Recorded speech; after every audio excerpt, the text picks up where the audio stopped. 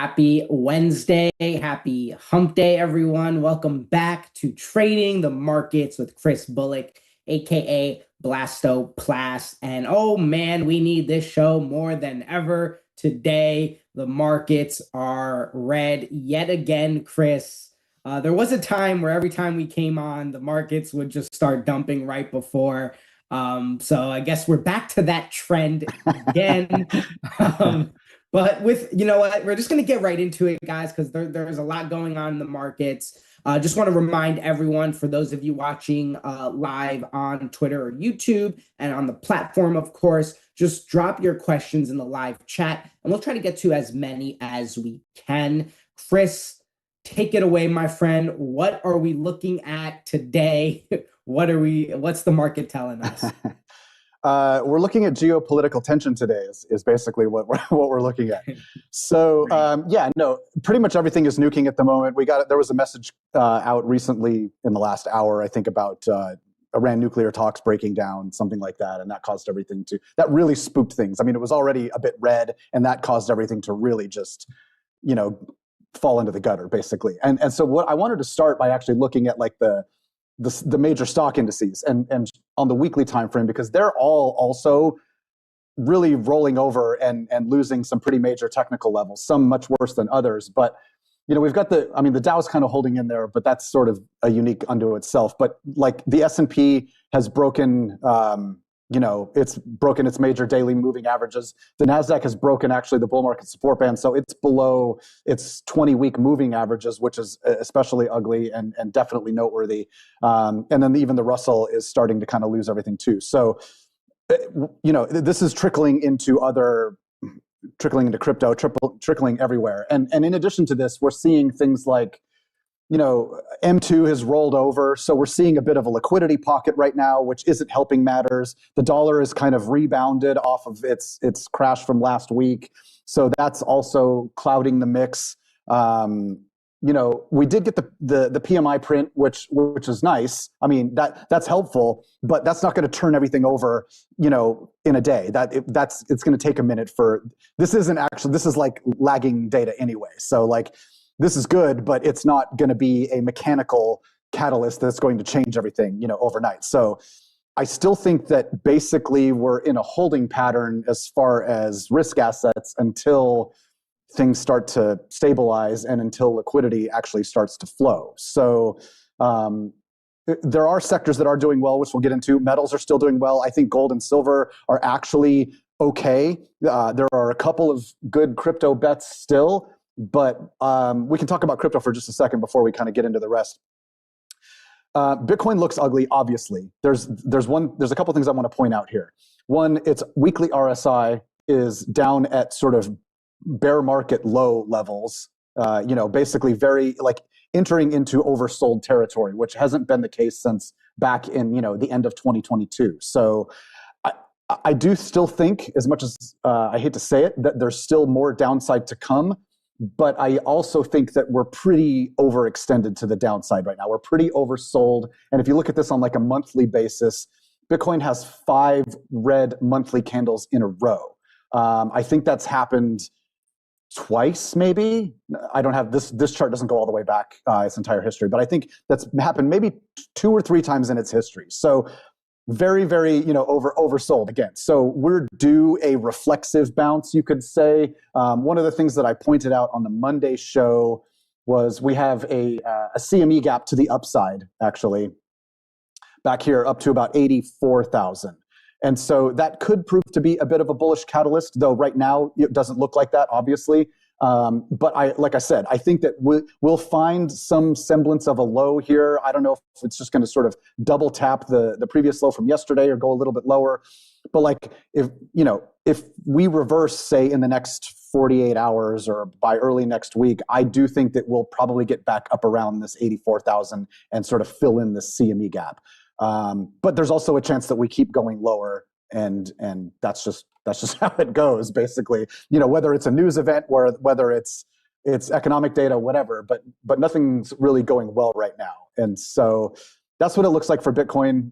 We can get into what some of those lower levels look like in a bit. But I just kind of wanted to start with that And then at some point, I want to get into what the metals plays are and what some of the good few crypto assets are, and go from there. So yeah. Yeah, absolutely. Going back to that Bitcoin chart, you mentioned that you think there could be a potential that we fill that CME gap to kind of the mid 80s, right? Now, let's say that happens and we do fill that gap. What do you think happens after? Is that just a kind of momentary reflexive bounce, or do you think we kind of we're in, I don't want to say clear waters, but like is that basically once we fill that gap, we should be looking at the upside, or should we be concerned of another leg down after that gap fills? My base case is another leg down. I think that it'll be a reflexive bounce, and then I think we go lower. And I talked about some of the levels I'm looking at on the Monday show, right? Based on this huge cluster of trading activity throughout 2024, and then also it lines up perfectly with the previous cycle highs back in 2021. And so this is going to provide massive support all through this range. So the top of this range is in the low 70s. The middle of this range is right around 64,000, which is looking like a pretty reasonable level to me. That's also just about right of where these peaks are. And then the bottom of the range, if things really get washed out, is in the mid 50s. I don't know that I see that happening. I mean, of course, anything is possible, but this is sort of the cluster of support that I'm looking at right now for Bitcoin in the next whatever quarter, give or take. So by Q2 sometime, I'm kind of leaning towards a reversal, a bottom sometime in Q2. And the reason I say that is because I feel like that's around the time when, well, hopefully some of these sort of liquidity mechanics will be able to kick in. Some of that plumbing will actually kick in. We'll start to see some of the money coming into the system through the banking sector. We'll get the new Fed chair in May. And so that's sort of all in this general Q2 timeframe. Hopefully by then, we'll have another couple of really solid PMI prints that kick us up into the 50s. And so I kind of liken this to, yes, we're in a bear market, obviously, unequivocally, but I don't think it's going to be the same type of bear market as we got in these previous 4-year cycles where it goes down, 90+% or 80+% over the course of 12 months. I think because we didn't have quite such a blow off top as we did in those previous cycles, that the downtrend isn't going to be as deep. Also, we've said repeatedly that like the macroeconomic sort of structure that was in place back then in both of those previous cycle peaks doesn't resemble what we have now at all. Like we're much more in sort of a economic expansion phase right now, as opposed to a contraction phase. We're sort of ending QT. We're lowering interest rates. Where liquidity is coming into the system, not necessarily in the right channels that are making its way all the way out to crypto, but things are moving in the right direction from a macro standpoint. And so all of this tells me that I think we're going to have a little bit softer of a landing. So I sort of, in the Discord, I've likened this to maybe turning around an aircraft carrier, so to speak. Right. It's like it's going to take a minute. Like we'll get there, but it's going to take a minute. It's not going to happen this month. It's not going to happen probably next month either. So in the meantime, we've got some more downside to go. But I do think that the horizon, is a little bit more optimistic, and so we'll see how it plays out. Hopefully, I'm right. All we can do is be patient, and I think it's important to remember. Raul has mentioned this several times. That liquidity lags, right? So, just because liquidity is pumping into the market doesn't mean that you're going to see that in price action immediately. So that's another thing to keep in mind, which is maybe why we haven't really been seeing that upward action just yet, and lends weight to that Q2-ish, hopefully rebound. Let's stick on crypto, Kris, because we do have a couple of trades that are in the green recently as well. So I do want to highlight some of our members. Sean over on the platform just a few days ago input hype as a trade. And if you are regular watchers of our show, you'll know that Kris and I are big fans of hype and what they do. So Sean here input this trade on February 1st, entry price of $29. He's up 15% right now. So just wanted to give that a shout out so Kris can take a look at it. And then also while we're on the hype train, let's all, not to give myself a pat on the back because this one was born from the community actually on our live TA show on Monday. A community member highlighted which is a beta play on hype. Kris did the live TA on the show. Those two convinced me. I input the trade immediately after the show, and it's up almost 30%. So hype seems to be one of the few bright spots in the crypto market. Kris, would you agree with that? Yeah, if anything, it's the single brightest spot, honestly. In fact, as everything is completely in the red today and nuking, hype is up 6% today on the day, and it's it's well in an uptrend on its daily time frame at least, and is working to flip its weekly trend also. And so one of the reasons hype is doing so well is because I think 2 or 3 weeks ago, probably around the time this uptrend started, they introduced a new protocol on their platform that allows people to trade commodities perps. And so people have been flocking to Hyperliquid to trade gold and silver perps on the platform. And so they're capturing not only the attention that's coming into metals like that, but all of the trading volume from all the perp activity. And then all of that trading volume is leading to massive fees captured, which they're then turning around and buying back the token with, which is causing the token price to go up more too. So there's like a flywheel effect here, which is amplifying that.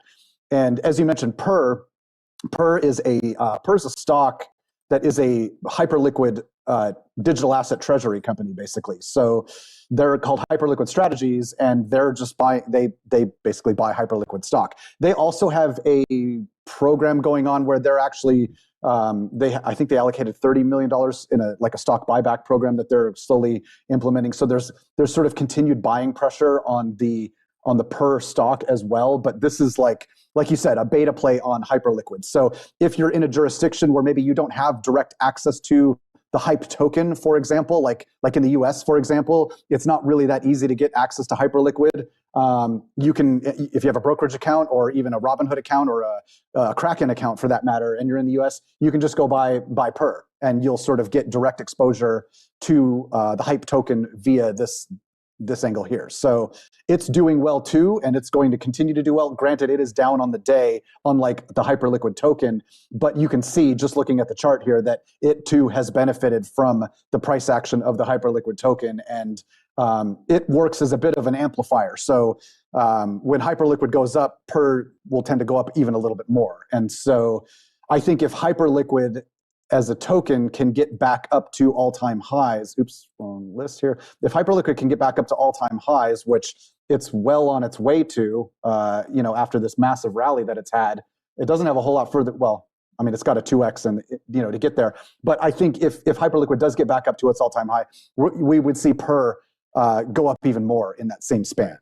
So that anyway, yes, that's what's going on there with Hyperliquid.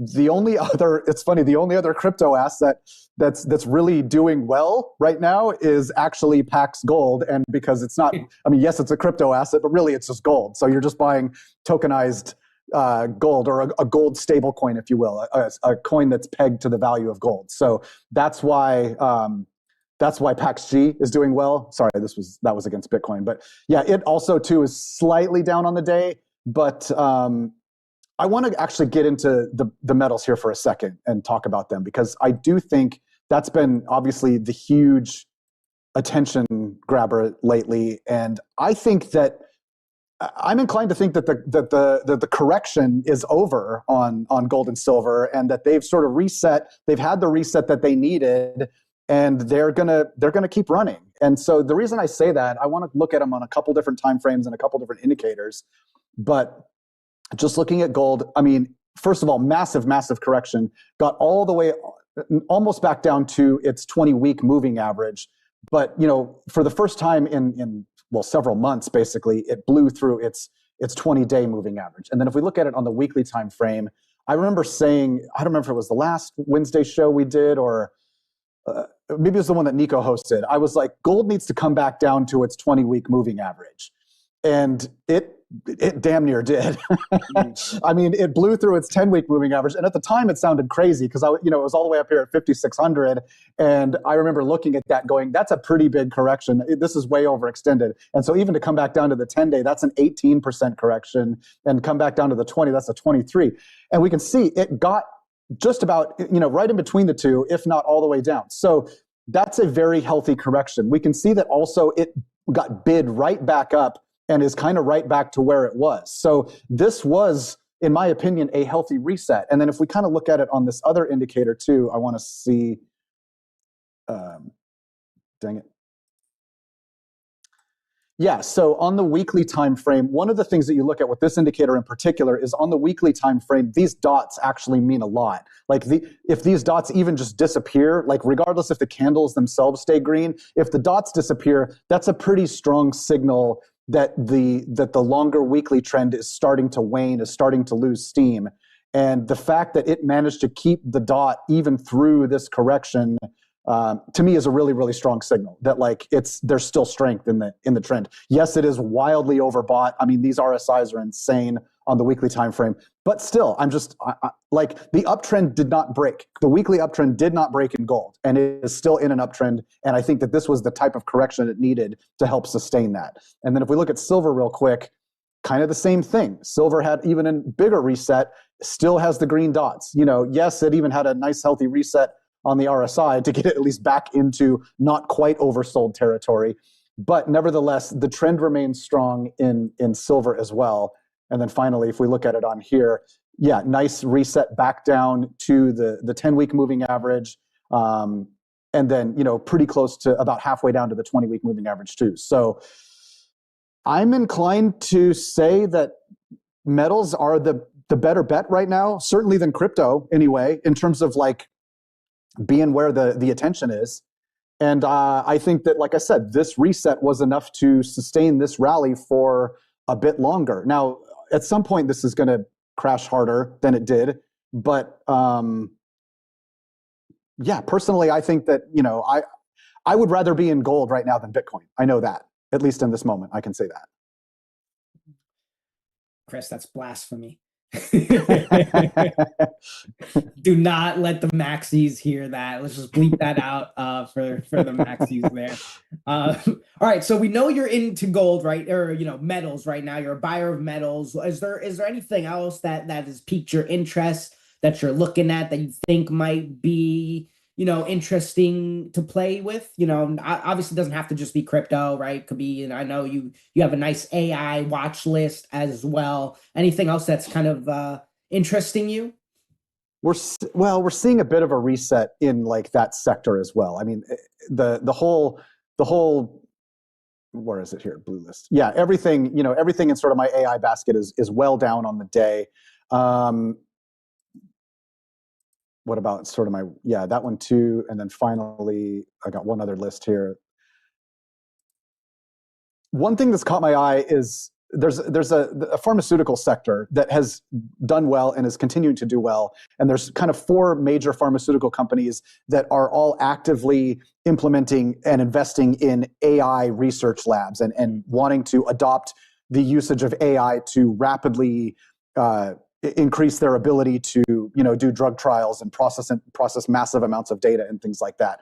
And they've been benefiting from that. And so this is what's enabling them to basically come to market with products much more rapidly than they have been in the past, and much more cheaply as well, not having to invest billions and billions of dollars into research to bring a drug to market, which is going to in turn lower drug costs, going forward and things like that. So they've been doing well. And Eli Lilly is one that came out with really strong earnings this morning and, had a big 8% day. So they're kind of bucking the trend in terms of the tech sector and things like that going down. So this is another sector. I'm not actually in any of these positions right now, but so Eli Lilly, Novartis is one, Merck and Company is one, and then finally McKesson is one. And so all of these are on my watch list of pharmaceutical companies that are leveraging AI and I think are going to outperform things this year and sort of be a little bit, I don't want to say downtrend proof. Of course they're going to go down when major things happen, but they're going to have strong wind in their sails, I think, for the remainder of the year easily. So I keep an eye on those right now.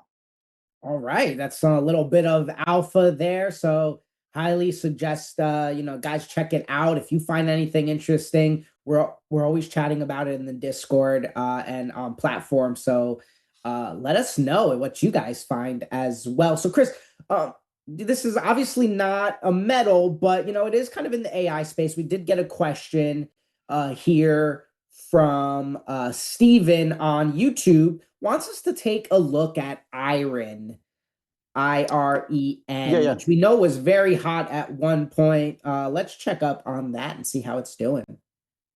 So, oops, wrong list.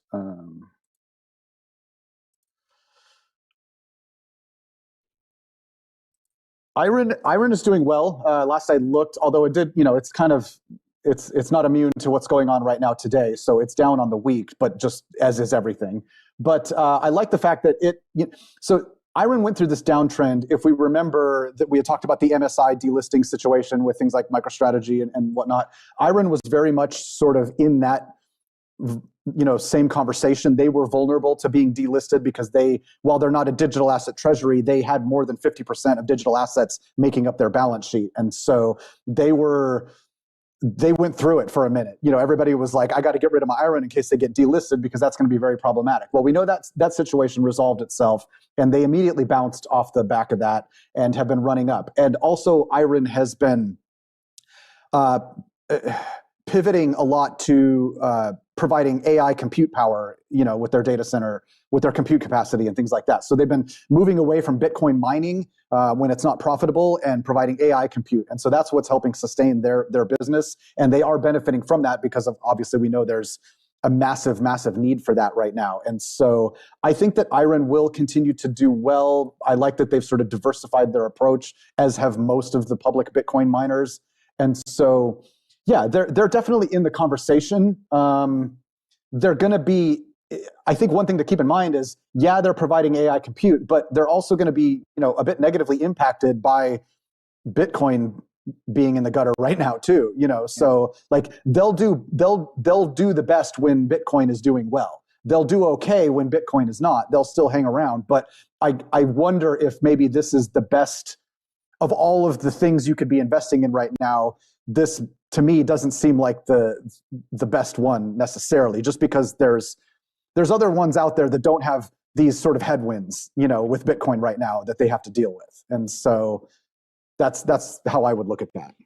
Yeah, there are. I mean, if you listen to Jordy Visser, right, and even a bunch of the stuff on your AI watch list, there are several companies that are specifically focused on, powering data centers as well. Like you said, that they're not, kind of at the whims of Bitcoin. But IREN is very interesting, especially when that time comes for when Bitcoin starts ripping again. Hopefully that's Q2, like you said, Kris. IREN could be very interesting because that AI stuff's not going to go away, so they can be double dipping on the Bitcoin and the AI. But I guess we'll see on that front. So we did get a question. We did get a couple of questions about SPX, SWE, and Deep. I will save you guys from us looking at the charts because you guys don't want to look at those charts right now. But we did chart it on Monday as well. Kris talked about all of those on Monday. So check out the Monday show if you want an update on SPX and SWE in particular, as well as a variety of other coins that Kris charted a couple of days ago. But we are coming up on time here. Kris, the market's not doing great right now. We did see that there are some opportunities, right? Especially in the metal space, especially if you look at something like Hype. We'll be back again on Monday for our Discord show. What are we thinking, for the rest of the week into the weekend in the do not fuck this up vibe? So I want to see liquidity turn back around. So right now we're looking at these are the like year on year, month on month, and 6 month rate of change for global M2. And we can see they've all rolled over, all three of them. Not to mention that the total aggregate has also rolled over. So this is, a visual reflection of the sort of downward pressure that we're seeing in the markets right now across the board. And so we need to see this reverse. So I'll be looking for this to reverse. Some of these, like the shorter ones, obviously the 3-month rate of change, that's going to be the first one that I'll be looking for, the green one here. So that's one thing. And then, yeah, I want to see how stocks play out over the rest of this week. If this is just a sort of a news-driven dip, based on the geopolitical situation right now, or if this is the start of something bigger. So I definitely want to see the Nasdaq get back above this 20-week moving average band here, get back above its 200-day moving average. So the Nasdaq actually looks objectively kind of ugly right now. Like I don't like the look of that. Now we know that's somewhat in part due to there's a big transition going on where a lot of big software companies are really losing out. Some of the Mag 7 are a little bit bloated, at the same time, and where some of the mid caps are actually still doing well. So the larger index going down is not necessarily a reflection of everything going down. It's more just like heavily weighted at the top and by software companies in particular. So that's what's contributing to this. But I do still want to see this sort of stabilize and things kind of move back in the right direction. And then of course with Bitcoin, I'm obviously hoping that that CME gap does fill, but we'll see. It might not. It might just keep going down, and that's just going to be how it is. I'm not really, my bias is definitely to the downside with Bitcoin. So I'm mentally prepared for it. I'm expecting it, and any surprises I will be to the upside, but I'm fine with that too. So we'll see. All right, guys, we talked about quite a few things today. Now, if you want to learn more about, commodities, metals and all that stuff, Andreas has been killing it on platform, kind of covering what's been going on that front. And he actually just yesterday, I believe, had an interview for the alpha tier with Alexander Campbell on how to understand this commodity cycle. It is definitely worth a watch, especially after what we just covered today, to help you kind of understand things a little bit better and hear kind of just two great minds talk about what's going on here. So make sure you check that out if you haven't already. That's available for alpha members.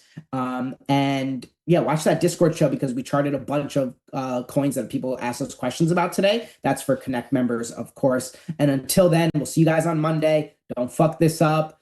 Try not to FOMO or let the emotions get out of hand here. The market can do crazy things to people. So take care, everyone. We'll see you on Monday.